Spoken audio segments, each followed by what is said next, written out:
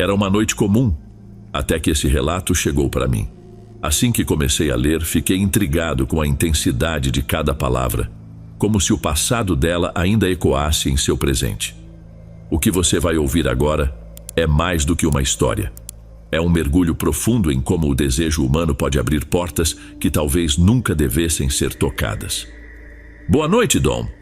Meu nome é Luma, e esta é a história de como o desejo insaciável da minha mãe nos arrastou para um destino sombrio. Tudo começou em nosso pequeno vilarejo de pescadores, em Veracruz. Minha mãe, Thelma e eu mantínhamos uma barraca no mercado local, vendendo peixe e frango. Era um trabalho árduo, pois a concorrência era intensa, principalmente com Dona Paula, uma comerciante do Porto Próximo. Paula tinha clientes fiéis e produtos de qualidade superior, o que, admito com certo constrangimento, destacava a falta de zelo de minha mãe com a higiene da barraca. Minha irmã e eu, por estarmos focadas em nossos estudos, raramente podíamos ajudar no negócio, mas sempre que conseguíamos, tentávamos melhorar a limpeza do espaço. Apesar disso, era evidente que os clientes preferiam Paula pela apresentação impecável e pelo atendimento cordial. A cada dia, minha mãe se revoltava mais ao ver as pessoas ignorarem nossa barraca e seguirem direto para a de Paula. Durante a alta temporada de turismo, a situação atingiu o ápice. Um cliente habitual de minha mãe decidiu naquela ocasião comprar de Paula. Para minha mãe, aquilo foi insuportável. Ela avançou até a barraca rival e, depois de algumas palavras atravessadas, o clima esquentou. "Você vive roubando meus fregueses", acusou minha mãe, o rosto tomado pela raiva. "Eles preferem qualidade, não é culpa minha", retrucou Paula, firme e segurando uma faca em mãos. A discussão rapidamente chamou a atenção dos demais vendedores e clientes. Logo, insultos deram lugar a empurrões e as duas começaram a destruir a barraca uma da outra. Peixes, verduras e frangos voaram para todos os lados, transformando o mercado em um cenário de caos. Os gritos e o barulho de coisas quebrando ecoaram pelo local, e ao fim da confusão, restava um ódio profundo entre as duas. A partir de então, minha mãe não suportava sequer ouvir o nome de Paula, a quem passou a chamar apenas de aquela mulher. Determinada a resolver a rivalidade de forma definitiva, minha mãe buscou a ajuda de Dona Zema, uma mulher conhecida no mercado por lidar com práticas místicas e voodoo, herança de seus ancestrais africanos. Assim que ouviu os planos de minha mãe, Dona Zema concordou em ensinar-lhe rituais de voodoo para afastar Paula. Curiosamente, a própria Dona Zema não simpatizava com Paula, o que a levou a cobrar muito pouco pelos serviços. Numa noite de tempestade, sob trovões que iluminavam o céu e um mar furioso, minha mãe foi até a casa de Dona Zema. O lugar era um espaço sombrio, cheio de objetos misteriosos e símbolos de sua religião. Dona Zema entregou a minha mãe um boneco feito de trapos e palha, explicando que representava Paula. Disse que para que o ritual funcionasse, era necessário adicionar algo pessoal da vítima: um fio de cabelo, sangue ou saliva. Astuta, minha mãe conseguiu se aproximar de Paula no mercado, fingindo querer selar a paz. Apesar de Paula não aceitar a trégua, minha mãe conseguiu o que buscava: um punhado de cabelo arrancado com sutileza durante a conversa. Com isso, ela completou o boneco, amarrando a mecha nele, dando início a um caminho que mudaria nossas vidas para sempre. Naquela noite, com uma vela negra ardendo e a figura enigmática de um santo desconhecido nos observando de um canto do cômodo, minha mãe deu início ao ritual sob a supervisão de Dona Zema. Ela entoava encantamentos enquanto cravava agulhas no boneco, despejando nele todo o rancor e o desejo de destruir sua adversária. A atmosfera dentro da nossa casa era opressiva, sufocante. A chama oscilante da vela projetava sombras nas paredes, criando a ilusão de olhos vigilantes ao nosso redor. Minha irmã e eu assistíamos, impotentes e aterrorizadas, à insanidade que tomava conta da nossa mãe. Não ousávamos intervir, temendo sua reação implacável. O ambiente estava impregnado por um cheiro acre de ervas queimadas, misturado à cera derretida e ao incenso que Dona Zema havia acendido para purificar o local. Ela permanecia em um estado de concentração absoluta, murmurando preces e fazendo gestos que nos gelavam até os ossos. Minha mãe, ajoelhada diante de uma mesa improvisada, um caixote velho usado como altar, posicionou o boneco de trapos no centro, enquanto Dona Zema, envolta em um xale escuro, supervisionava com olhar atento e palavras sussurradas em um idioma que escapava à nossa compreensão. Havia algo indescritivelmente pesado naquele ambiente, como se uma presença invisível, mas assustadoramente real, estivesse ganhando forma. Sentíamos isso. Estávamos todas, de alguma maneira, presas à loucura daquele momento. Com mãos que tremiam levemente, minha mãe pegou a mecha de cabelo de Paula e a amarrou no pescoço do boneco. Dona Zema instruiu que ela desenhasse uma cruz de cinzas na testa do objeto, afirmando que isso fortaleceria o vínculo entre o boneco e a mulher que ele representava. "Repita comigo", disse Dona Zema, sua voz grave e carregada de um tom hipnótico.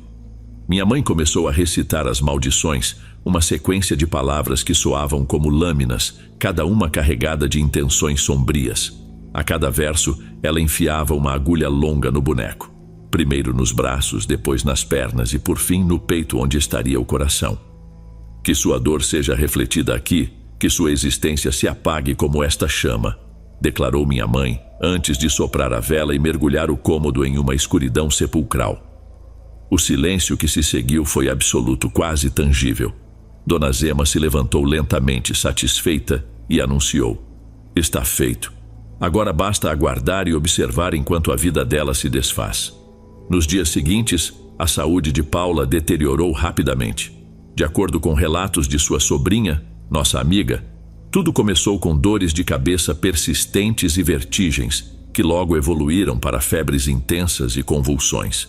Nenhum médico conseguia diagnosticar a origem da doença, e Paula murchava a olhos vistos, ficando cada vez mais fraca.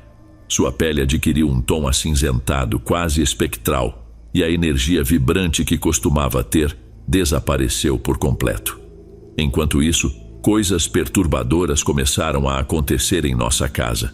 Sombras pareciam deslizar pelos cantos, como se algo invisível estivesse se movendo nas trevas. O ar se tornava pesado, sufocante, e os pesadelos passaram a ser uma constante para mim e minha irmã. Acordávamos apavoradas, sentindo a presença de algo maligno nos observando. As janelas se abriam sozinhas, trazendo rajadas de vento gélido que faziam as paredes tremerem. A comida apodrecia sem explicação e, pior ainda, todos os nossos animais de estimação sucumbiram a doenças misteriosas, um a um. Era como se o ritual tivesse invocado algo que não podíamos compreender ou controlar. Certa noite acordei sobressaltada por um som inquietante. Ao me levantar, encontrei minha mãe na cozinha, sentada à mesa e murmurando palavras inaudíveis enquanto segurava o boneco vodú de Paula. Fiquei perplexa, pois acreditava que aquele objeto tinha sido enterrado após o ritual sinistro na casa de Dona Zema. Porém, lá estava ele, novamente, com a vela negra ainda acesa sobre a mesa. O boneco, feito de trapos e palha, permanecia no centro de um círculo de sal traçado com precisão. Dona Zema havia avisado que o vodú não era algo a ser usado de forma imprudente. O poder que ele invocava sempre exigia um preço, e caso minha mãe não estivesse disposta a pagá-lo, as consequências seriam devastadoras. No entanto, sua obsessão a cegou para o aviso. O preço, conforme os rumores, seria a vida daqueles que ela mais amava. Primeiro foram os nossos cães, mas com a ausência de outros animais, nós, suas filhas, éramos as próximas, e minha mãe tinha plena consciência disso. Enquanto isso, a saúde de Paula continuava a se deteriorar. Sua sobrinha nos relatava com frequência os tormentos pelos quais ela passava. Paralelamente, nossa casa se tornava cada vez mais aterrorizante. As sombras começaram a se mover de forma mais agressiva, assumindo contornos indefinidos, e pareciam atravessar os cômodos com rapidez, como se tentassem nos alcançar. As paredes estalavam e gemiam sem motivo aparente, e vozes surgiam do nada, nos chamando de todas as direções. Nos espelhos, eu enxergava figuras distorcidas, espectros que desapareciam assim que eu os encarava diretamente. O terror se instalou em nossa rotina, desestabilizando tudo o que conhecíamos. Estávamos presas em uma maldição que a própria ambição de minha mãe havia trazido para nós. Ela, no entanto, ainda não conseguia enxergar que seu objetivo havia custado não só a vida de Paula, mas também nossa paz. Numa cruel reviravolta, Paula morreu em uma noite de tempestade. Foi uma morte rápida, mas terrível, marcada por gritos que ecoaram por todo o vilarejo. Seu corpo sucumbiu em um último espasmo antes de ficar inerte. A notícia se espalhou como fogo e, enquanto muitos lamentavam sua partida, minha mãe não escondeu a satisfação ao ver o espaço de Paula no mercado vazio. Para ela, era a vitória definitiva. Contudo, sua alegria durou pouco. Na mesma noite em que Paula faleceu, o terror em nossa casa atingiu níveis insuportáveis. As sombras deixaram de ser apenas movimentos sutis e assumiram formas grotescas e ameaçadoras. Criaturas humanoides com olhos brilhantes nos observavam com ódio palpável. Passos pesados reverberavam no telhado e as portas e janelas se trancavam violentamente, nos aprisionando. A sensação de desamparo nos dominou por completo. Pouco tempo depois, minha mãe começou a adoecer. Ela passou a sofrer dos mesmos sintomas que atormentaram Paula: dores insuportáveis na cabeça, febres altas e convulsões. O mais aterrador, porém, era a sensação constante de estar sendo vigiada pelas entidades que agora a cercavam a cada instante. Não havia mais descanso para ela. O medo era constante e implacável. Desesperada, minha mãe tentou um novo ritual na esperança de desfazer o que havia provocado. Quis procurar Dona Zema novamente, mas, misteriosamente, a mulher havia desaparecido sem deixar rastros, abandonando o vilarejo e nos deixando sem qualquer auxílio ou proteção. Estávamos sozinhas diante do abismo que ela mesma havia aberto. Certa noite, enquanto eu tentava adormecer, senti uma mão gelada pousar no meu ombro. Virei-me em um impulso e vi uma figura sombria, desprovida de rosto, inclinada sobre mim. Seus olhos, carregados de fúria, pareciam perfurar minha alma. Um medo paralisante tomou conta de mim, como se minha vida fosse acabar ali mesmo. Gritei e minha irmã correu ao meu encontro, mas a figura já havia desaparecido, deixando apenas o terror no ar. A condição da minha mãe piorou de forma brutal e acelerada. Seus últimos dias foram um verdadeiro martírio. O que começou com sintomas simples, como dores de cabeça e febre, logo se transformou em algo muito mais assustador. Sua pele exalava um cheiro pútrido, os olhos estavam fundos e sem brilho. As noites eram tomadas por gemidos e murmúrios incoerentes. Ela gritava em meio a delírios, assombrada por visões de Paula. Os olhos vazios da rival pareciam encará-la em seus pesadelos, enquanto o corpo de Paula se desintegrava diante dela. Às vezes, minha mãe acordava ofegante, jurando que mãos invisíveis haviam tentado sufocá-la. Outras vezes, saía correndo pela casa em pânico, tentando fugir de figuras sombrias que só ela conseguia enxergar. As sombras em nossa casa tornaram-se ainda mais ameaçadoras, movendo-se com rapidez assustadora e ocupando os cantos mais escuros. Certa noite, presenciei uma dessas sombras surgir na cabeceira da cama da minha mãe. Era alta, sem rosto, e se inclinava sobre ela enquanto murmurava em um idioma incompreensível. O grito da minha mãe ecoou pela casa, e a figura desapareceu como fumaça diante do incenso queimado. Depois dessa noite, minha mãe nunca mais falou. Dias depois, ela sucumbiu. Seu corpo estremeceu em um último espasmo antes de ceder à morte. Ficamos apenas eu e minha irmã naquele silêncio desolador, interrompido apenas pelos nossos soluços. A morte da nossa mãe não representou o fim do tormento, mas o início de um vazio ainda mais profundo. Além de órfãs, carregávamos a maldição das forças sombrias que ela despertara. Mesmo após sua partida, aquelas presenças continuaram a assombrar a casa. As sombras permaneciam nos cantos, vigilantes, e os pesadelos nunca nos deixaram. Noites inteiras eram dedicadas a acordar no meio do terror, repletas das mesmas visões que enlouqueceram nossa mãe. O medo constante transformou o ato de dormir em uma experiência aterrorizante. Eventualmente, percebemos que não poderíamos continuar vivendo naquele lugar. Entre lágrimas e esforços, conseguimos concluir nossos estudos, Vendemos tudo o que tínhamos e deixamos o vilarejo para trás. Mudamo-nos para a cidade, buscando recomeçar, longe das memórias da bruxaria que destruiu nossa família. Arranjamos trabalho e tentamos construir uma vida nova, afastadas da dor e do passado que nos assombrava. Porém, as cicatrizes deixadas por essa experiência nunca desapareceram por completo. Em algumas noites, as sombras e as vozes malditas retornam nos sonhos, trazendo de volta os horrores que testemunhamos. Apesar de termos escapado fisicamente daquele vilarejo e de tudo o que minha mãe fez movida pela inveja, os vestígios espirituais e emocionais dessa maldição ainda nos acompanham. São marcas que carregaremos pelo resto da vida. Antes de irmos para o próximo relato, se você é novo por aqui, não se esqueça de se inscrever no canal e ativar o sininho para receber as próximas histórias. Sua presença é importante e seu apoio é essencial. Bem, vamos continuar.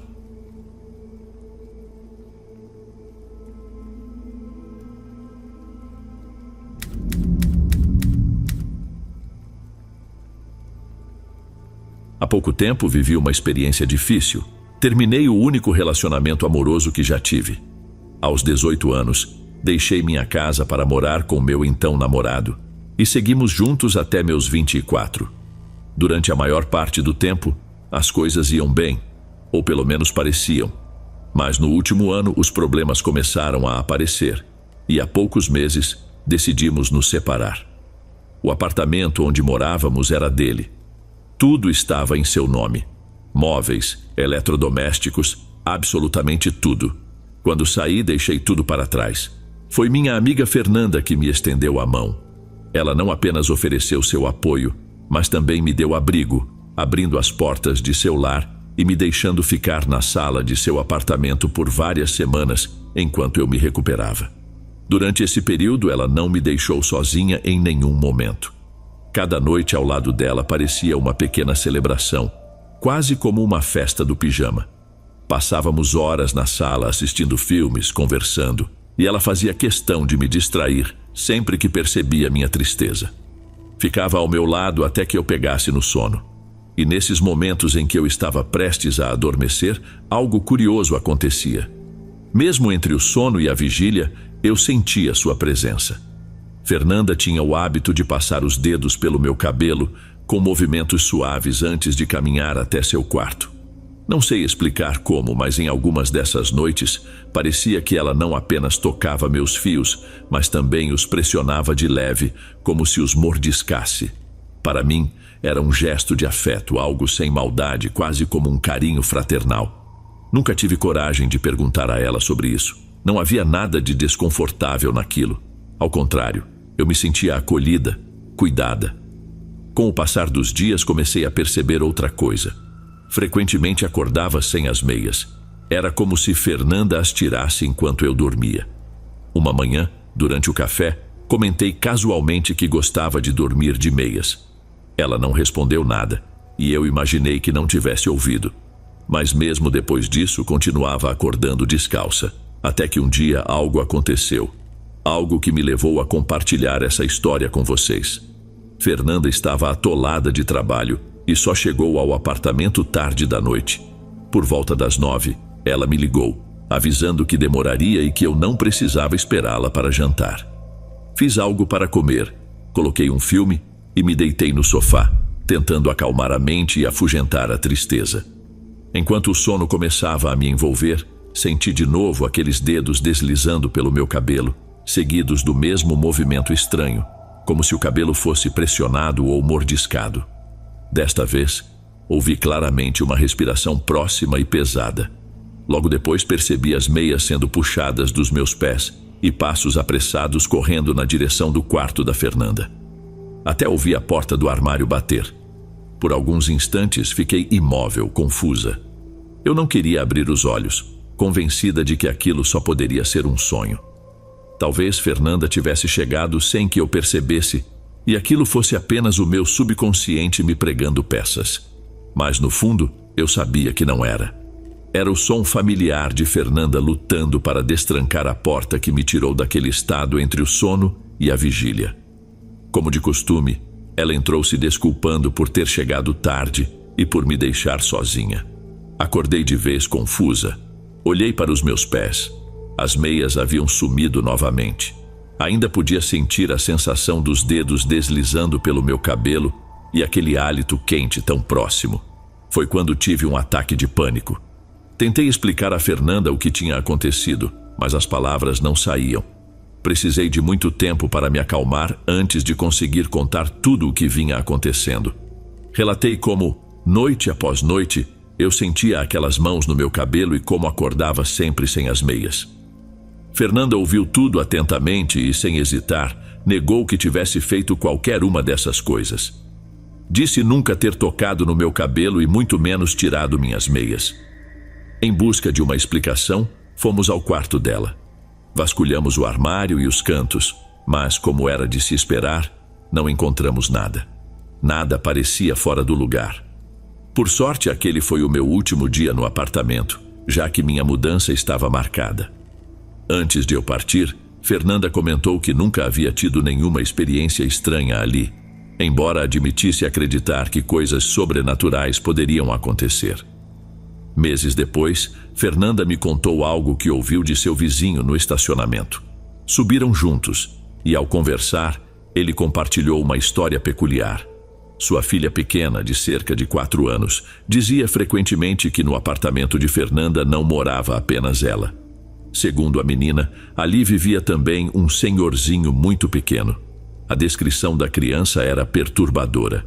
Alguém de aproximadamente 1,40 m, magro ao extremo, sem cabelo, e com uma pele tão escura que parecia queimada. Os pais da menina, embora achassem curioso, não deram muita atenção àquilo, atribuindo a história à imaginação fértil da filha. Talvez buscando algo para preencher o silêncio, o vizinho resolveu contar isso para Fernanda. Para ela, a coincidência foi aterradora.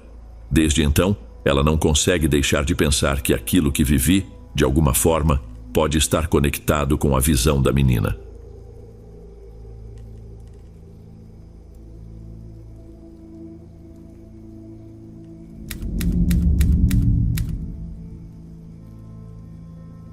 Boa noite, Dom.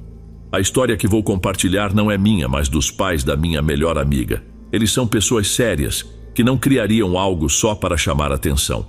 Um casal mais velho, apaixonado por viagens e descobertas, que investe todo o tempo e economias explorando o Brasil e suas riquezas culturais. Para eles, viajar e saborear comidas típicas é a maior alegria nesta etapa da vida. Desta vez, decidiram sair da cidadezinha onde vivemos rumo ao litoral, especificamente à encantadora praia de Paraty, no Rio de Janeiro. O plano era simples: aproveitar um dia tranquilo com outro casal amigo, almoçando e curtindo a praia, e talvez voltar para casa ao anoitecer. Aposentados e sem pressa, passaram o dia inteiro conversando, comendo e desfrutando do cenário. Quando caiu a noite, resolveram que seria melhor pernoitar na cidade e seguir viagem no dia seguinte. Encontraram uma pousada colonial charmosa e antiga no centro histórico de Paraty. Ao chegar na recepção, o pai da minha amiga perguntou: "Boa noite, moça. Tem 2 quartos disponíveis?" A funcionária, com um ar cansado e impaciente, respondeu de forma seca, como se quisesse desencorajá-los: "Só restam os quartos 15 e 16. Sem se importar com a atitude dela, aceitaram a oferta. Cada casal seguiu para seu quarto, despedindo-se no corredor, e logo foram descansar. Contudo, o pai da minha amiga teve uma noite inquieta. Sempre que abria os olhos, encontrava algum conforto ao ver sua esposa dormindo tranquilamente ao lado. Até que algo o fez esfregar os olhos para ter certeza do que via. Diante do espelho, havia uma mulher jovem, vestida de noiva, contemplando-se calmamente. Ela começou a se mover, atravessando o quarto com um sorriso no rosto, sem notar a presença deles. Apesar da situação incomum, ele não sentiu medo. Com a serenidade de alguém experiente e lúcido, fez uma oração para que aquela figura, fosse um espírito ou algo além, encontrasse paz. Quando abriu os olhos novamente, viu a mulher desaparecer, atravessando a parede como se ela não estivesse lá. Sem explicações possíveis, ele compreendeu que havia testemunhado algo fora do comum. Na manhã seguinte, no restaurante da pousada, enquanto tomavam o café da manhã, foi a esposa do amigo quem mencionou algo primeiro. Talvez eu tenha sonhado, mas acho que vi uma mulher no quarto. Ela estava toda de branco, como uma noiva, e me pareceu atravessar a parede em direção ao quarto de vocês. Acordei meu marido, mas ela já tinha sumido. O pai da minha amiga sorriu e, sentindo-se mais confiante, compartilhou o que também havia visto naquela noite. Enquanto os hóspedes dos quartos 15 e 16 conversavam sobre os acontecimentos da noite, alguns funcionários da pousada, atentos ao relato, se aproximaram com um leve tom de ironia. E então, como foi a noite? Dormiram bem? Os dois casais compartilharam o que haviam vivenciado, mas o que chamou a atenção foi a expressão nada surpresa nos rostos dos empregados. Ah, claro, só sobraram aqueles 2 quartos, os da noiva. A afirmação foi feita como se fosse algo comum e esperado. Contudo, em momento algum, ninguém havia mencionado isso antes. Como poderiam saber? Ficou evidente que outros hóspedes já haviam testemunhado a mesma coisa. Os funcionários, vendo a curiosidade nos rostos dos casais, os levaram até uma sala com antigas fotografias do tempo em que a pousada era a residência de uma família abastada da região. Foi então que a viram, a jovem da foto, usando exatamente o mesmo vestido de noiva. Sem hesitar, apontaram para ela, enquanto ouviam com pesar a história que os empregados contaram. Segundo a lenda, aquela mulher havia sido assassinada no dia de seu casamento. Desde então, permanecia presa ao instante mais feliz de sua vida, ainda trajando o vestido que jamais teve a chance de trocar. Os casais voltaram para casa carregando uma história para contar, relatos que, com certeza, seriam divididos com os filhos e até com pessoas como eu, fascinada por tudo o que é enigmático e desafiador de explicar. Se estiver gostando dos relatos, não se esqueça de já deixar o seu like, ele é muito importante. Bem, vamos continuar.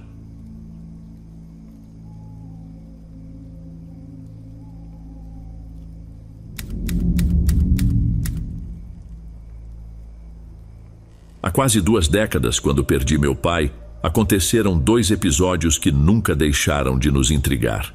Ele tinha apenas 56 anos, em plena forma física, pedalava regularmente e nunca tinha sido hospitalizado, exceto uma vez, devido a um acidente de trabalho como motorista de ônibus. Sua morte foi um choque absoluto. Naquele dia estava em casa com minha mãe.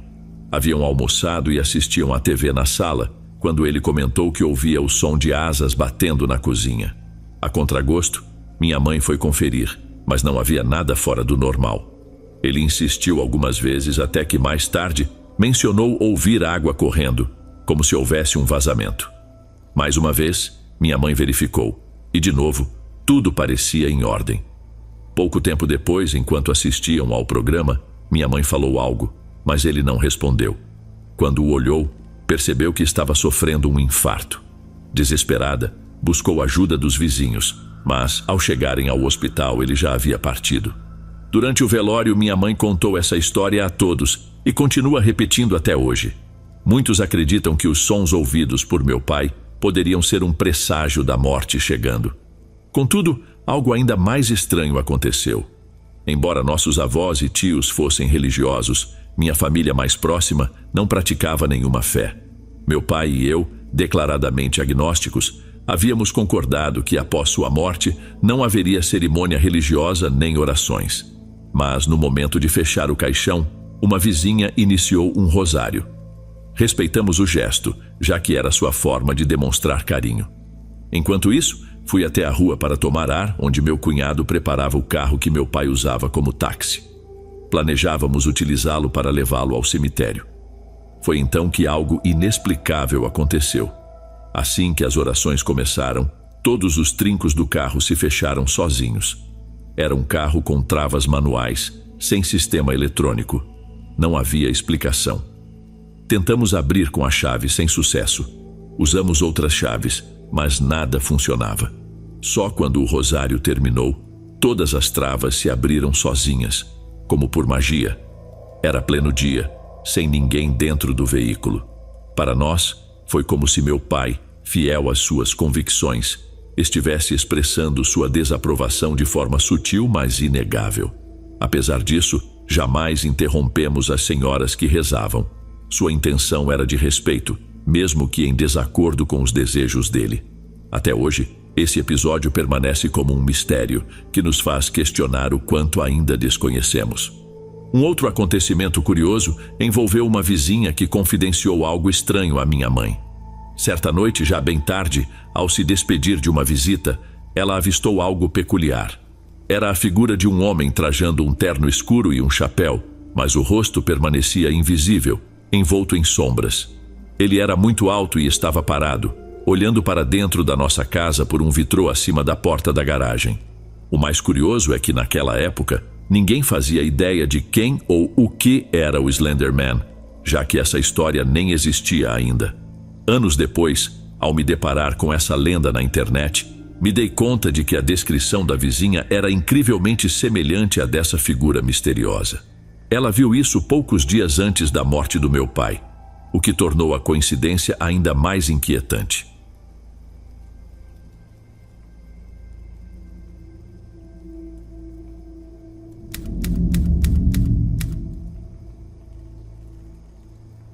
Esta história é baseada em um fato real que ocorreu em Nuevo León, no município de Apodaca, no ano de 2004. Já vivi diversas situações estranhas e desconfortáveis, mas hoje vou compartilhar aquela que considero a mais marcante e assustadora. Naquela época, eu morava no bairro Los Ébanos, e tudo aconteceu enquanto estávamos em processo de mudança dentro do mesmo bairro. A casa nova ficava em uma esquina, e em frente havia apenas um terreno tomado pelo mato. Na primeira noite em que começamos a levar os móveis e objetos, não conseguimos organizar tudo. Decidimos que eu ficaria na casa nova com as coisas que já haviam sido levadas. Um amigo, Carlos, que estava nos ajudando, ficou comigo. Como ainda não havia cama, estendemos uma colcha na sala e passamos o tempo conversando e recordando histórias. A casa era peculiar. Tinha uma varanda e um portão de ferro que estava caído. Para entrar, era necessário erguer e arrastar o portão. Desde o início, a noite parecia fora do comum.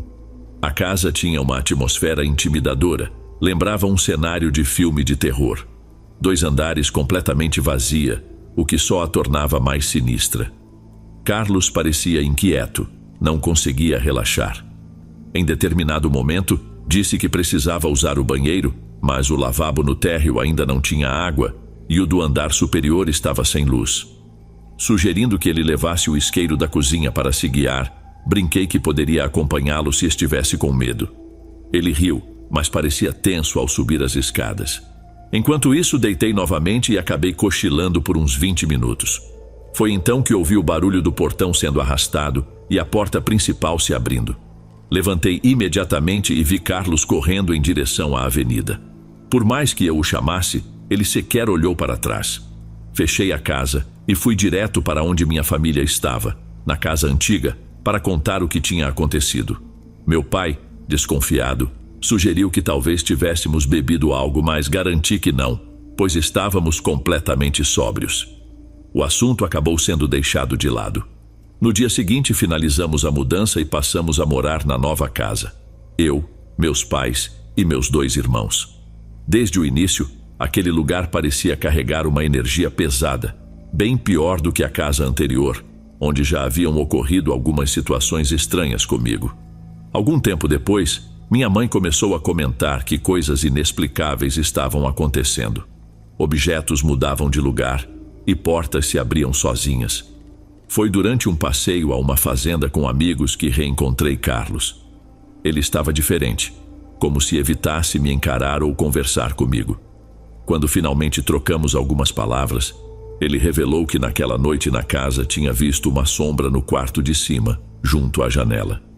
Disse também que ao descer as escadas, não me encontrou e assustado foi embora. Fiquei desconfiado de que ele não estava contando tudo, mas preferi não insistir e apenas fiz piada da situação. Na fazenda buscávamos aventuras e emoções fortes, pois o lugar era conhecido por histórias de fantasmas. Em certo momento, achamos que ouvimos algo estranho.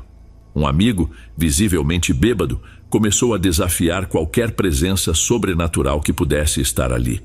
De repente, vimos a silhueta de uma mulher idosa à distância. Esse foi o ponto alto da nossa exploração. Depois disso, combinamos de continuar a noite na minha casa, bebendo cerveja. No entanto, após aquela experiência, apenas alguns amigos aceitaram. Entre eles estava Carlos, talvez animado pelo efeito do álcool. Estávamos sentados na sala bebendo e relembrando histórias da fazenda quando ouvimos um barulho no portão. Fui conferir e percebi que ele estava aberto, mesmo sem ninguém ter entrado. Achei estranho, mas não dei muita importância. Nesse meio tempo, Carlos foi ao banheiro e tive a ideia de pregar uma peça nele. Sugeri ao outro amigo que nos escondêssemos e fingíssemos sons, como se algo estivesse acontecendo no banheiro do andar de cima. Assim que Carlos saiu do banheiro, perguntou pelo amigo, e novamente ouvimos o som do portão arrastando. Aproveitei a deixa, tentei simular medo e abri a porta. Carlos, desconfiado, veio atrás de mim. O que aconteceu a seguir marcou nossas vidas para sempre. Do lado de fora, na direção do muro, que tinha cerca de 2 metros de altura, vimos algo inacreditável. Uma cabeça apareceu por cima do muro. Algo imenso, grotesco como um monstro. A criatura tinha chifres, um rosto disforme que lembrava o de um cavalo, mas com uma aparência diabólica. Ficamos congelados, incapazes de nos mover, enquanto observávamos aquele ser balançar a cabeça de um lado para o outro em uma velocidade sobre-humana. O pavor nos tomou de assalto, e aos gritos, nos afastamos num salto. Nosso outro amigo, que estava na cozinha, apareceu chorando, e meu pai desceu as escadas irritado, perguntando o que estava acontecendo. Tentamos contar o que vimos, mas ele não acreditou, achando que estávamos embriagados. Irritado, voltou para o quarto sem nos ajudar. Meus amigos estavam abalados, em completo estado de choque. Sem saber como agir, começamos a rezar. Sabíamos que ninguém acreditaria no que havíamos testemunhado, e eles se recusaram a sair da casa até que amanhecesse. Nos dias seguintes, tentei lidar com as memórias daquela noite. Certa vez, estávamos quase todos reunidos no térreo, assistindo televisão. Minha irmã mais velha estava de visita, e apenas meu pai estava no andar de cima. Meu irmão mais novo subiu as escadas sem dizer uma palavra, algo que ninguém achou estranho. Alguns minutos depois, meu cunhado decidiu ir ao banheiro do segundo andar, já que o do térreo estava ocupado. Não demorou nem 2 minutos até ouvirmos gritos desesperados, sons de móveis sendo arrastados e a voz do meu pai em pânico.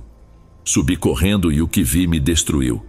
No primeiro quarto, de frente para a janela, meu irmão estava pendurado por um cinto no pescoço. Meu cunhado o segurava pelos pés, tentando evitar o pior, enquanto meu pai gritava, tentando fazê-lo reagir. Minha mãe, ao chegar no andar de cima, desmaiou, e minha irmã e minha cunhada choravam e gritavam de desespero.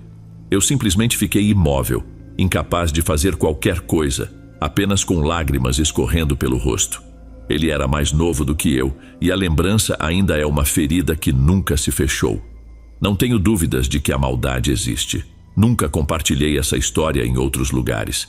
Apenas alguns amigos muito próximos sabem, e se ouvirem agora, vão se lembrar do que passamos.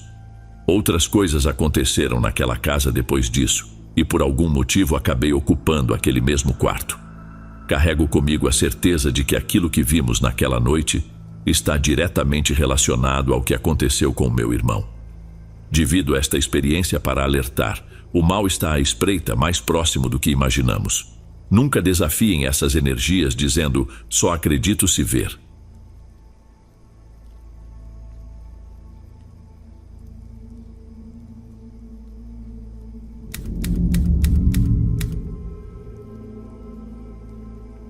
Quero compartilhar uma breve experiência da minha avó, que ocorreu há apenas 1 ano dentro de seu quarto.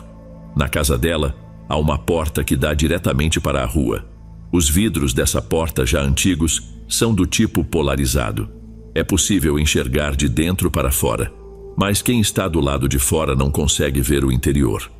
Em uma madrugada, por volta de 2h30, minha avó estava inquieta, incapaz de pegar no sono. Após muito se remexer na cama, decidiu levantar e caminhar pelo quarto.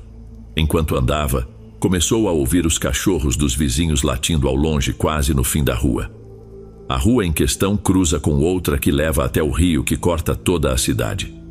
Inicialmente minha avó não estranhou, afinal, cães latindo é algo corriqueiro. Sentou-se na cama e ficou escutando os sons. O curioso foi perceber que os latidos estavam se aproximando, como se algo estivesse subindo pela rua, vindo em direção à sua casa. Mais próximo, na terceira casa acima da dela, um vizinho tinha 3 pequenos poodles que costumavam circular pela rua. Eles também começaram a latir, mas de forma diferente, quase como choros, em evidente medo. Minha avó, preocupada, pensou que alguém pudesse estar machucando os cães. Resolveu espiar pela porta polarizada e foi então que viu algo que a fez gelar. Havia uma figura feminina ali fora. Era descalça, extremamente magra, com a pele incrivelmente pálida. Estava ligeiramente curvada e abraçava seu próprio corpo, como se estivesse tremendo de frio. Esse mesmo frio parecia ter invadido o quarto da minha avó. O cabelo da mulher era longo, preto e trançado, enrolado sobre a cabeça de forma a fazê-la parecer maior, quase como se estivesse envolvida por um turbante. Porém, o mais perturbador era o rosto. Ela não tinha. Não havia olhos, boca ou qualquer traço facial visível. Os cachorros latiam mais intensamente, impedindo a figura de avançar. Ela parecia hesitante, movendo-se de um lado para o outro, tentando encontrar um caminho livre. Encurralada pelos cães, a mulher se encostou em uma parede sem demonstrar qualquer reação aos animais. Minha avó sentiu um impulso de abrir a porta e oferecer ajuda, mas algo a conteve.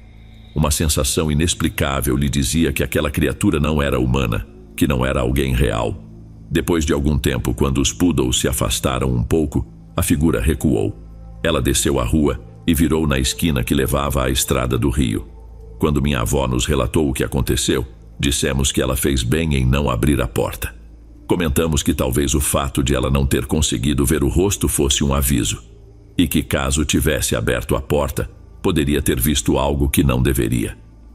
Essa história da minha avó me deixou com muito medo. Nunca ouvi nada parecido.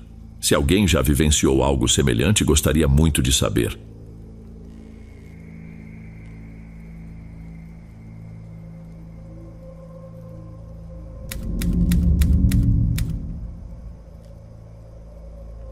Hoje finalmente tomei coragem para contar algo que vivi. Faz meses que isso aconteceu e desde então penso em compartilhar, mas sempre acabo desistindo na última hora.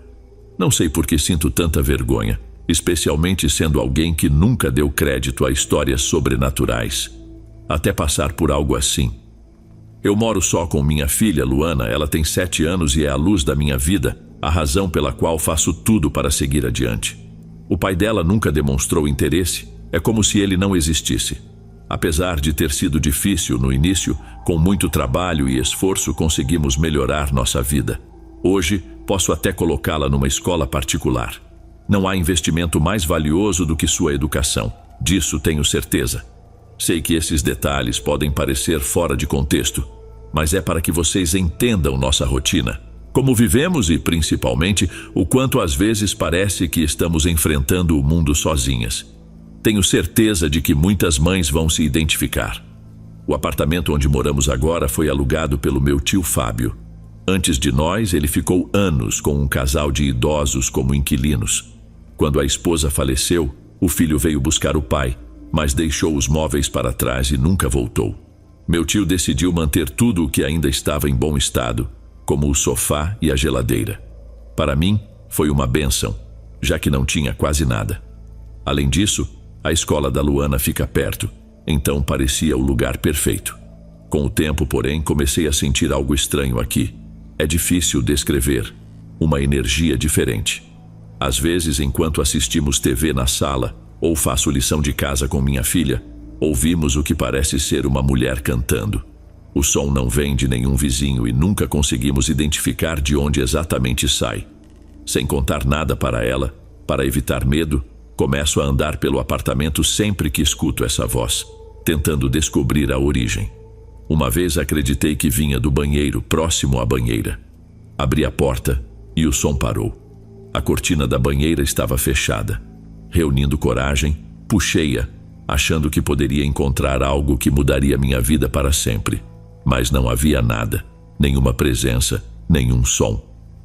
Quando voltei para a sala ao lado da minha filha, ouvimos a voz novamente, como se estivesse outra vez no banheiro. As manifestações começaram a se intensificar, tornando-se impossíveis de ignorar. Mesmo assim, eu tentava esconder dela. Sempre inventava alguma explicação, ainda que nem eu mesma acreditasse, para que ela continuasse tranquila e sem medo de ficar em casa. Quem já passou por experiências sobrenaturais sabe como é desafiador para as crianças. O instinto de protegê-las supera qualquer medo que possamos sentir. Nossa segurança pessoal deixa de ser prioridade diante do desejo de manter a paz e a confiança delas. Minha filha tem o seu quarto, a sua própria cama, mas, desde que nos mudamos, sempre dorme comigo. Isso virou um hábito. Todas as noites me deito ao lado dela, acaricio seus cabelos e ela segura meus dedos com suas mãozinhas enquanto adormece. Apesar dessa proximidade, ela é bem independente. Quando precisa ir ao banheiro ou beber água, vai sozinha, sem me acordar. Ela até acende a luz, com cuidado, para não me incomodar. Ainda assim, eu sempre percebo quando ela se levanta e, ao retornar, a abraço novamente. Certa noite, como de costume, ela dormiu segurando meu dedo. Mal notei quando saiu da cama. Com os olhos entreabertos, vi sua pequena silhueta caminhando em direção à cozinha. Dormimos sempre com a porta aberta, então esperei ouvir o som da água sendo servida, mas devo ter cochilado.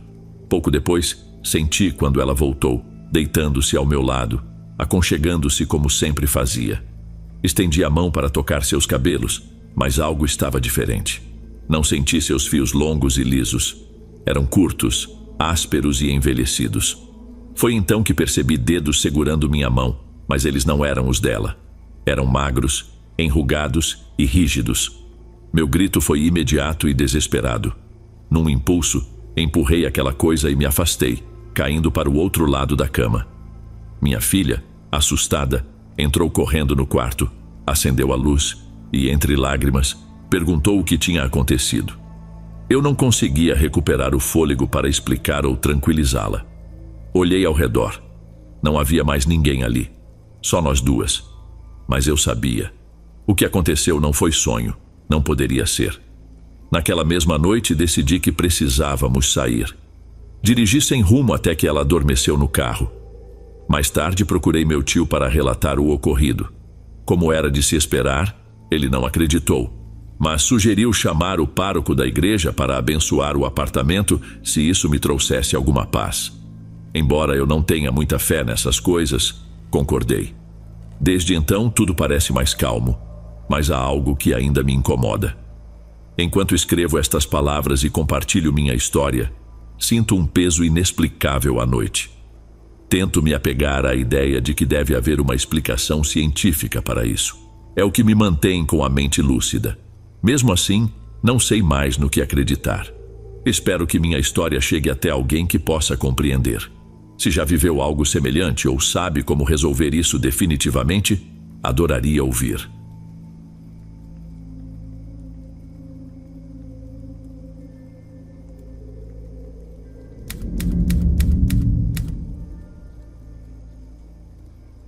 Boa noite, Dom.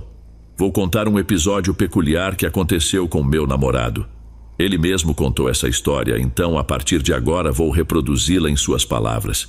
Quero compartilhar algo que vivi em um Natal e que me deixou uma lição importante. Nunca aceitem coisas de estranhos. O que aconteceu comigo me lembrou bastante o filme Arraste-me para o Inferno. No filme, quem assistiu deve lembrar. O personagem tenta passar um objeto amaldiçoado para outra pessoa a fim de se livrar de um demônio. Minha história aconteceu em Ecatepec, enquanto minha família e eu estávamos reunidos. Fui encarregado de comprar alguns itens que estavam faltando. Já era quase 11 da noite e saí em direção à loja mais próxima que ainda estava aberta. Quando cheguei, havia uma pessoa sendo atendida e, enquanto esperava minha vez, notei um homem se aproximar da esquina. Era um senhor de aparência peculiar, talvez com seus 70 anos. Ele vestia roupas completamente pretas, jaqueta e calça de couro cheias de tachinhas, além de botas de estilo militar. Assim que me viu, Começou a falar comigo como se já me conhecesse. Como vai? Dá para ver que você gosta dessas coisas. Eu fiquei sem entender, mas respondi com um sorriso sem graça, tentando encerrar o assunto. Nem sabia ao certo do que ele estava falando, mas ele continuou. Quero te dar um presente, pode ser? Você é como um discípulo meu. Gosta desse tipo de coisa e vai gostar disso. Ele então me entregou um CD. Era só o disco, sem capa, sem nenhum tipo de identificação. Aceitei mais por educação do que por interesse, pensando que talvez fosse algo que ele mesmo tivesse produzido ou da banda dele. Antes de ir embora, ele ainda fez questão de dizer: só não esqueça de tocar isso com sua família. Coloque para todo mundo ouvir. Ele se afastou e sumiu na escuridão. Comprei o que precisava e, enquanto voltava para casa, comecei a me sentir estranho. Era como se algo pesado estivesse sobre meus ombros. A cada passo, a sensação aumentava, como se meu corpo não aguentasse mais. Quando cheguei em casa, me dei conta de que aquele desconforto começou logo depois de aceitar o CD. As palavras daquele homem voltaram à minha mente e senti um arrepio. Ao lado da minha casa há um terreno baldio, então, sem pensar duas vezes, joguei o CD ali. Parece loucura, mas no instante em que fiz isso, a sensação ruim sumiu completamente. Voltei para dentro e continuei a celebração com a minha família, tentando ignorar o que havia acontecido. Mas no dia seguinte, acordei com uma dor intensa no pescoço, que durou vários dias. Não dei muita importância e nem comentei com ninguém até que no ano novo contei o ocorrido para minha namorada e a prima dela. Elas me ouviram com atenção e logo disseram: esse objeto devia ter algo ruim, como uma maldição ou algo assim. É por isso que ele insistiu tanto para você levar para casa e tocar com todos juntos. A sensação de peso que você teve deve estar ligada a isso, e também o alívio quando se livrou dele. Depois disso, só posso dizer uma coisa: nunca aceitem nada de desconhecidos. Não sabemos quais intenções estão por trás dessas ofertas aparentemente inofensivas.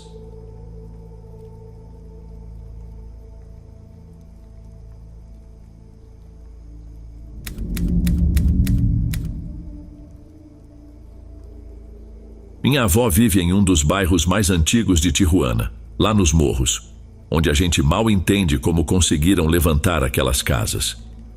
A uns poucos passos da casa dela, a rua termina em uma igrejinha de um canto desconhecido para mim. É tão pequena que parece mais uma grande casa de madeira simples. Raramente visitamos minha avó, é ela quem costuma vir até nós. Mas, recentemente, encontrei alguns amigos do colégio, pessoas que eu não via há anos. Um deles, embora tivesse só 20 anos, já morava sozinho e nos convidou para conhecer o apartamento dele. Depois de passar um tempo com eles, avisei a minha avó que dormiria na casa dela, já que ficava no mesmo bairro. Ela disse que deixaria a chave no lugar de sempre. Quando me despedi dos amigos, já passava da meia-noite. Andar por ali àquela hora, sem conhecer bem a região, não era exatamente seguro. No caminho, cruzamos com um grupo de rapazes, mas, por sorte, eles conheciam um dos meus amigos. Ficaram conversando enquanto eu segui sozinho após cumprimentá-los. O resto do trajeto foi tranquilo. A rua estava vazia, escura, e o silêncio era quase absoluto.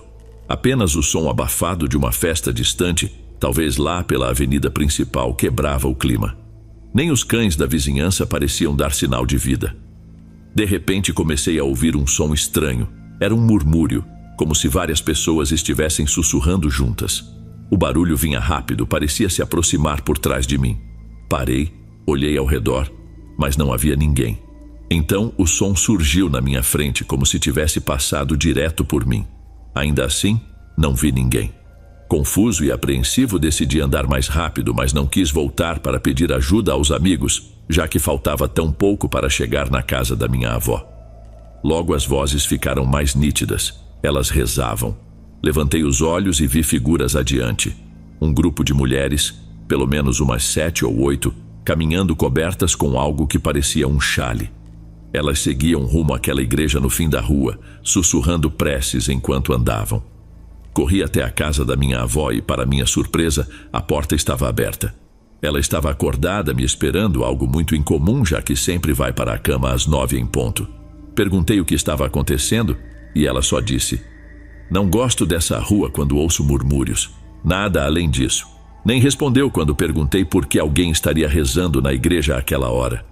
No dia seguinte, após tomar café, me preparei para ir embora. Quando saí, por volta das 7 da manhã, passei pela igreja e percebi algo estranho. Ela estava completamente lacrada, com grades e tábuas nas janelas. Parecia abandonada havia muito tempo.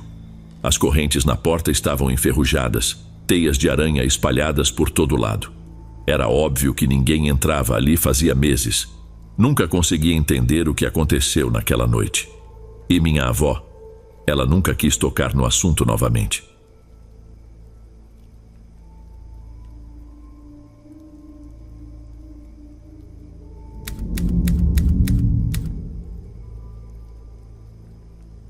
Com que idade você deixou de temer a escuridão? Quando somos pequenos, é comum sentir medo, imaginar criaturas escondidas no breu da noite, observando, esperando, prontas para agir. Quando minha mãe ainda era viva, eu tinha por volta de 6 anos. Foi nessa época que comecei a sentir que algo me observava dentro da nossa casa. Morávamos em uma casa de 2 andares. Os quartos e o banheiro ficavam no andar de cima, enquanto a sala e a cozinha ocupavam o térreo. No caminho entre o topo da escada e o andar de baixo, havia o quarto das mulheres, como chamávamos. Um espaço praticamente abandonado, cheio de ferramentas e coisas velhas que meu pai guardava. Todas as vezes que precisava descer para pegar um copo d'água na cozinha, passava por aquele cômodo de porta aberta. Descia os degraus com cuidado, hesitava antes do último, tomava coragem e corria para acender as luzes. Nunca vi nada dentro daquele quarto, mas sentia, com cada fibra do meu ser, que havia algo na escuridão, escondido em um canto, me observando. Talvez fosse apenas imaginação, o medo normal que muitas crianças têm do escuro, mas atravessar aquele corredor sem acender todas as luzes era impensável. A sensação de estar sendo vigiado era tão intensa que me convencia de que algo estava lá. Eu chegava até a acreditar que via um urso de pelúcia com olhos vermelhos me espiando pela janela da cozinha. Não era o urso em si que me aterrorizava, mas a ideia de que ele se movia sozinho, como se estivesse vivo e consciente. Certa vez contei isso para minha irmã mais velha. Ela me levou até a cozinha e mostrou que o tal urso de olhos vermelhos era, na verdade, só um saco plástico com pregadores de roupa. Foi aí que percebi que o escuro não escondia nada além do que já estava ali durante o dia. Aos poucos, passei a caminhar pela casa à noite sem acender todas as luzes. O medo da escuridão foi desaparecendo. Isso até eu ter uns 8 ou 9 anos, quando algo aconteceu. Um episódio que mudou tudo. Minha mãe já havia falecido quando eu tinha 7 anos. Então vivíamos apenas eu, minha irmã e meu pai. Naquele dia, minha irmã estava na cozinha preparando algo para comer e eu estava no quarto com meu pai, assistindo TV antes de dormir. Meu pai me pediu para pegar a roupa suja do quarto e colocá-la no cesto que ficava dentro do armário do quarto da minha irmã. Era um hábito nosso, nunca questionei o porquê. Fui até o quarto da minha irmã carregando as roupas. Não acendi a luz, já que o medo do escuro era coisa do passado. Abri o armário e deixei a roupa cair sobre o monte que já estava lá dentro. Quando me virei, senti algo me agarrar pela cintura. Mãos grandes, frias e finas, como de um adulto, me puxaram com força para dentro do armário. O que aconteceu em seguida pareceu durar uma eternidade. Em vez de cair sobre a roupa, caí no colo de alguém. Havia pernas ali, debaixo de mim, como se alguém estivesse sentado no escuro. Meu coração disparou e o pavor me tomou por completo. Lutei para sair, me agarrei na porta e na parede desesperado, até conseguir me livrar e sair correndo. Cheguei ao quarto do meu pai chorando, gritando que havia alguém no armário da minha irmã. Ele se levantou, foi até lá, acendeu as luzes e revirou o quarto. Não encontrou nada. Eu continuava a dizer entre soluços que havia sentido alguém me puxar. Minha irmã subiu as escadas naquele momento, perguntando o que estava acontecendo. Depois de ouvir meu pai, que explicava o que eu tinha dito, ela olhou para mim e, rindo, me abraçou. Fui eu que te assustei. Calma, era só uma brincadeira. Nunca consegui acreditar naquilo. Meus pais sempre disseram que fantasmas eram apenas histórias, mas não podia ser minha irmã.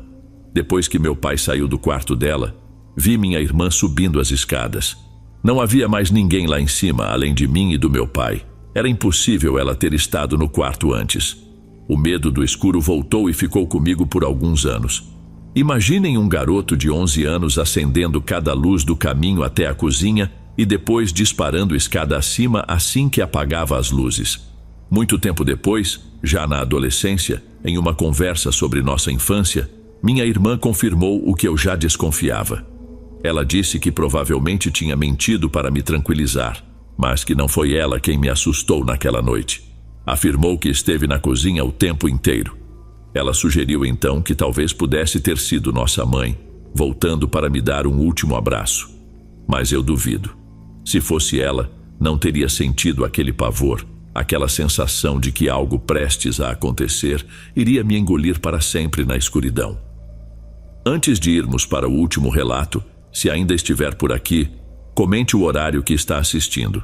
Gosto de saber quem assiste os relatos até o final. Bem, vamos continuar.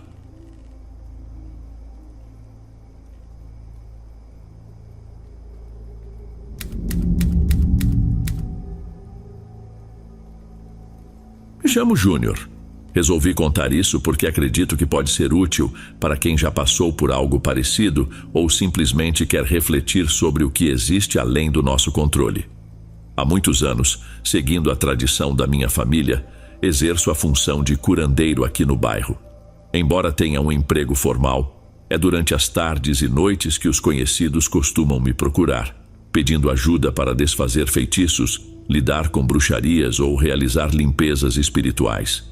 Foi numa dessas ocasiões que recebi, em minha simples residência, uma jovem de cerca de 15 anos, acompanhada de sua tia. A tia, que eu já conhecia, permitiu que a garota entrasse sozinha comigo, aparentemente confiando na relação que tinham. Assim que entrou, a cumprimentei como faço com todos que vêm em busca de auxílio. "Diga-me, menina, o que a trouxe aqui hoje?" Com visível nervosismo, a jovem respondeu: "Minha família não sabe exatamente o que está acontecendo comigo, e eu prefiro não contar. Tenho medo do que possam pensar ou de que não acreditem. Só quero que tudo isso acabe, porque nem eu entendo por que está acontecendo. À noite, minha avó entra no meu quarto, mesmo estando todos dormindo, e tenta me sufocar. Ela aperta meu pescoço com força, com clara intenção de me machucar. Eu me debato, acendo a luz, mas quando olho, ela já desapareceu. Só que eu sei que é ela. Conheço bem minha avó, mesmo com o estado deteriorado em que a vejo. Ela cheira muito mal e me deixa aterrorizada." A jovem explicou que sua avó havia falecido há 5 anos. Ainda assim, a figura que a atormentava era muito real para ela. Contou também que, em algumas ocasiões, sua família viu as marcas em seu pescoço após ouvir seus gritos, mas ela preferia dizer que era um fantasma para evitar explicações. Desde o instante em que ela entrou no meu pequeno espaço de trabalho, senti que havia algo estranho com ela. A princípio, pensei que fosse uma obra de bruxaria, mas conforme a ouvia, percebia que era algo diferente. Perguntei sobre o relacionamento dela com a avó e a convivência familiar enquanto a avó era viva. A jovem afirmou que sempre tiveram uma boa relação, o que tornava a situação ainda mais intrigante. Realizei os procedimentos que costumo usar para identificar o que está acompanhando a pessoa e rapidamente percebi que não se tratava de um feitiço convencional. Fiz uma pergunta direta: "Sua avó está enterrada em tal cemitério?" Citei o nome do local, que prefiro não mencionar aqui. Ela confirmou. Expliquei com cautela: "Infelizmente preciso lhe dizer algo delicado. Sua avó foi perturbada no descanso. Ela foi trazida de volta por um ritual de bruxaria. Tenho quase certeza de que isso nem foi direcionado à sua família, mas fizeram algo no túmulo dela. É isso que a trouxe de onde estava descansando. O que ainda não entendo é por que ela está atacando você." A garota ficou visivelmente abalada, o que era compreensível. Não é fácil ouvir algo assim sobre um ente querido. Sugeri que fôssemos ao cemitério na manhã seguinte, um sábado, pois também faço trabalhos de desenterramento para desfazer feitiços. Ela concordou, mas impus a condição de que alguém da família a acompanhasse, para não parecer inadequado. A jovem aceitou e disse que sua tia poderia ir com ela. Naquela tarde conversei com a tia que havia acompanhado a jovem. Ela estava tão surpresa quanto eu, pois nunca imaginara que alguém pudesse lhes desejar tanto mal. Ninguém na família havia enfrentado algo sequer parecido. No dia seguinte, encontramo-nos em frente ao cemitério. Chegando ao túmulo da avó, começamos a remexer a terra. Não demorou muito para descobrirmos o que havia sido enterrado ali. A lápide tinha uma pequena abertura, por onde alguém havia colocado um saco cheio de lixo. Algo perturbador e repulsivo, mesmo para quem já está acostumado com esse tipo de situação. Para evitar detalhes mais grotescos, vou apenas dizer que o trabalho ali encontrado não tinha qualquer ligação com a família. Dentro do saco havia o nome de outra pessoa, completamente desconhecida. Provavelmente quem fez aquilo escolheu o túmulo pela facilidade de acesso. Precisavam de um morto para realizar suas práticas malignas e acabaram envolvendo a pobre avó, tirando-a do descanso eterno. Mesmo assim, ainda não entendia o motivo de ela atacar a neta. Desfiz o trabalho imediatamente. Por experiência, sei que essas coisas tendem a se voltar contra quem as realizou, não por minha intervenção direta, mas pela própria dinâmica desse tipo de prática. Realizei um ritual de proteção para a avó, rezamos juntos e passei orientações de orações específicas à família. Pedi também que voltassem caso algo voltasse a ocorrer, embora acreditasse que aquilo tivesse resolvido. Semanas se passaram e não tive mais notícias deles. Espero que isso signifique que tudo foi solucionado. Contudo, histórias como essa sempre me levam a refletir. Quantos de nossos entes queridos, que deveriam estar descansando em paz, acabam sendo usados em trabalhos como esses, sem qualquer ligação com as intenções de quem os realiza? Basta que o túmulo seja acessível para pessoas sem escrúpulos, incapazes de resolverem seus próprios problemas e que recorrem a terceiros para praticar algo tão cruel. Pior ainda, deixam suas vítimas vivas com marcas profundas. Imagino como essa jovem recordará sua avó depois de tudo isso, não como uma presença amorosa, mas como uma figura aterrorizante que a visitava nas noites. Por isso, deixo aqui um conselho. Visitem os túmulos de seus familiares com certa frequência, não apenas no dia de finados. Verifiquem se está tudo em ordem, se não há nada fora do lugar. Aproveitem essas visitas para homenageá-los e garantir que estejam realmente em paz. Essa experiência também levanta um ponto curioso. Os bons curandeiros cobram por seus serviços? E se cobram, os melhores são os que pedem os preços mais altos? Não estou afirmando nada, apenas abrindo a questão para ouvir opiniões e aprender mais sobre o assunto. Por fim, deixo-lhes uma frase para reflexão, algo que talvez os faça pensar sobre a gravidade e as consequências de trabalhos como este. Leve-a consigo e pense bem. Ei pessoal, obrigado por ouvirem. Clique no sininho de notificações para ser alertado de todas as futuras narrações. Lanço vídeos novos todos os dias por aqui. Espero te ver nos próximos. Agora na tela vou deixar outros 2 bons vídeos que sei que irão gostar. Te vejo por lá.